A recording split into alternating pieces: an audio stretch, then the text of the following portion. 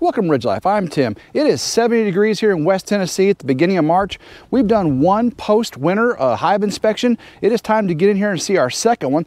Last time we were in here, we saw lots of bees, 4 or 5 frames of bees. We didn't see any capped brood yet, but there was lots of nectar being brought in. We did put some 1-to-1 syrup water on there, so I'm really curious about what's going on inside this hive, and we're going to do some things to help it succeed this spring.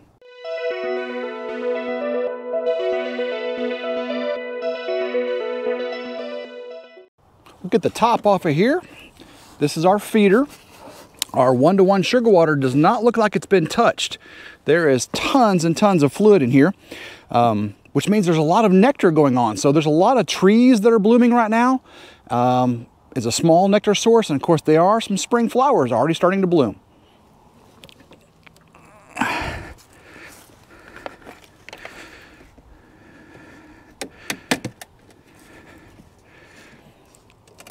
Bees that are already propolized this feeder. Let's get this off of there. Oh, I can see lots of bees in there. That's a good sign. Set this down off to the side here. Go ahead and put our cover on top of that. Keep any bees from getting inside the syrup there. You can see all of the winter patty has been eaten. Let's get this cover off here.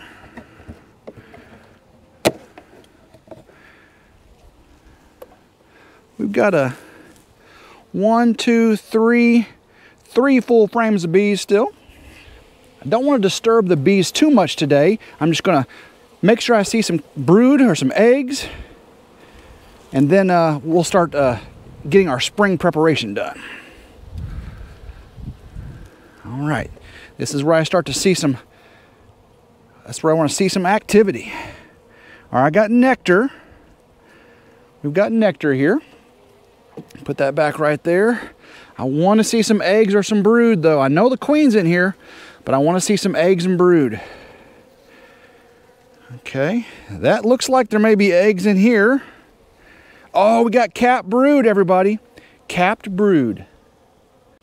We can see here we've got capped brood all in the center. It's a very solid pattern. It's a good laying pattern for our queen. We got pollen over here on the edge, a little bit of nectar on the edge. So this is a great sign. I don't see any small hive beetles either, so I'm very happy with this. We'll check one more frame over here. This is where the queen should be. This is a foundationless frame. Capped brood, larva. There's the queen. All right, everybody. So you can see we've got capped brood. This is drone brood. So they're getting ready for springtime. These are all the male cells. See how they're bubbled up like that? That's drone. That's to be a male bee. And there are some larvae inside there. But if you look, where'd the queen go? She was right here. Here's the queen right there. Y'all see her? There's the queen right there, doing her job.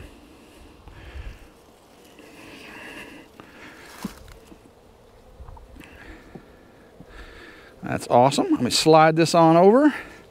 Now we're going to do our spring prep here, since we know that we've got a laying queen, we've got drone brood for spring, we've got capped brood, we've got larvae. I'm hoping this hive grows really quickly, and before it swarms, I can take a queen cell, move it over to our empty stand over there, and get a new hive out of this thriving overwintered hive. What we're going to do today is get some more pest protection on. We've got Swiffer sheets, and these capture small hive beetles. The honeybees chase the small hive beetles into the Swiffer sheets. The Swiffer sheets catch the small hive beetles, the little barbs on their legs, and they can't get out and they die. So Swiffer sheets do a really good job. We've also got these beetle blasters, and they're full of oil. So the honeybees chase the small hive beetles into the beetle blasters. The beetles drown in the oil. So we're going to get the Swiffer sheet set up here on our primary 8-frame box. And then again, this guy is ready. We are all happy with what's going on. I've got another box with drawn comb ready to go. We're going to get that right on top of here. This is going to give them a place to drive up to. And what we've got here is a lot of drawn comb. This is drawn comb I've had from previous colonies. No diseases, everything's cleaned, been in the freezer overnight. It's frozen and is stored in a sealed container in the barn. But you can see this is a foundationless frame, and looks really good for again, most of these frames are fairly new, so they have new wax on them. You can see they're yellow, not fully drawn out. This has already got a bee in it. So this is gonna be really good. Old black comb, what I like using old black comb for is swarm traps. Old black comb's got a lot of smell of bees.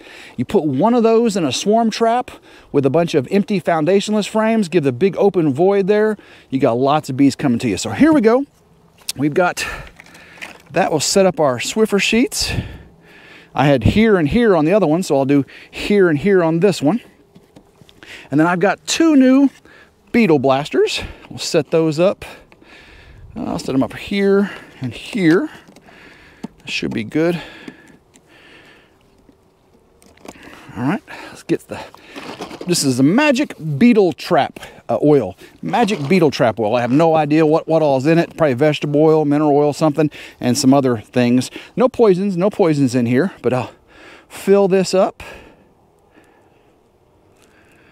Get about 2/3 the way full. It's enough to trap them.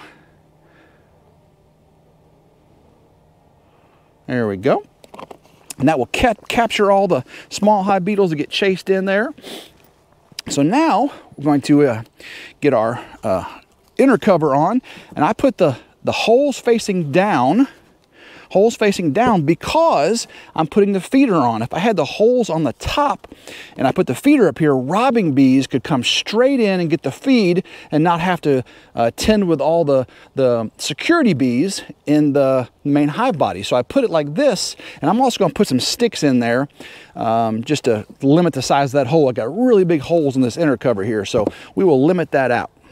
Got my 1-to-1 sugar water. Going to add this on the top. Now, we've got the open void in the top hive body. The the queen's going to want to come up, and she'll stay in the center, and she'll lay brood in the bottom and middle box. And these two 8-frame deep hive bodies are going to be what we rear all of our baby bees in. And of course, when they want to come up and get the honey, they'll come up and get the honey and start storing it on the top box, on the outsides, and in the bottom frames, outside frames of the bottom box as well. Let's get set up here. We've got our top cover on top of our 1-to-1 feed.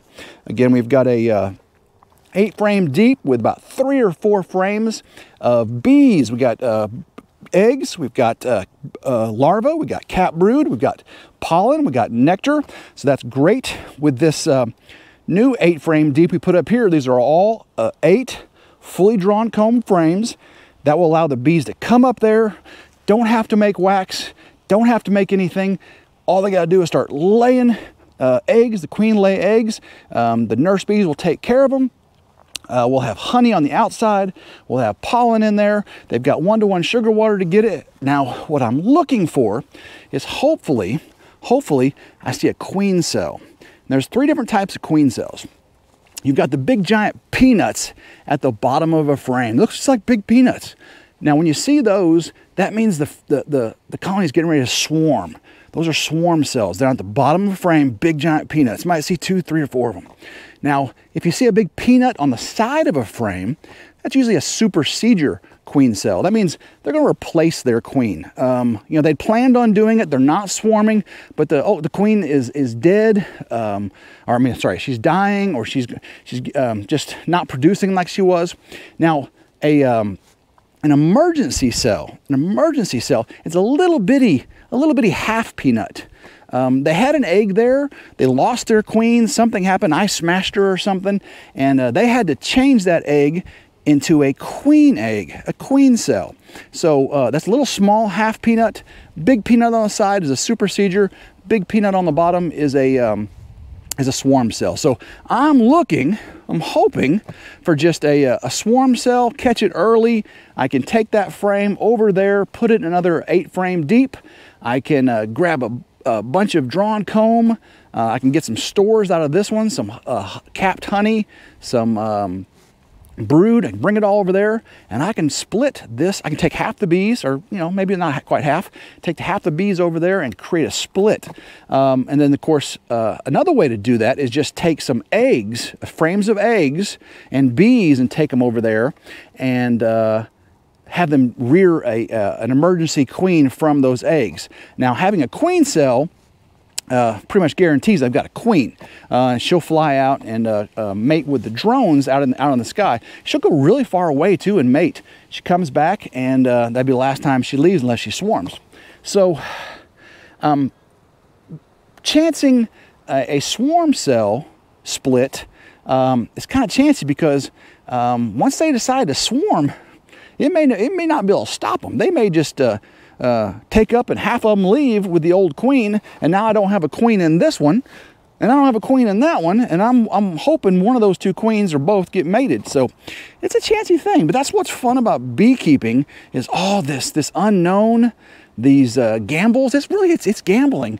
You're chancing this, you're doing that, and there's a lot of trial and error, a lot of learning. There's a big, huge learning curve. I'm in my 3rd year now, but I am having so much fun. I really only ever wanted to have 2 or 3 colonies in my apiary, and I've learned I probably should have had 5, because I've lost 1 hive over winter. And that was this year. I lost hive number 1 over there. It was 2 swarm captures I combined together. I called them adrenaline bees. It was SRT bees and biker bees I combined to make adrenaline bees.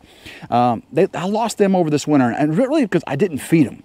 I didn't feed them enough, and we had a really cold winter. And when I say I didn't feed them, I did feed them, but I didn't give them enough stores to enter the winter with, really close to them, and they just couldn't get up top to get to that winter patty I put in there. So that was my fault. So that's the first hive I lost over wintered. I've lost some hives throughout the summer due to small hive beetles or a varroa, or dropping the queen and killing her, and just learning mistakes. But I've lost 1 over the winter.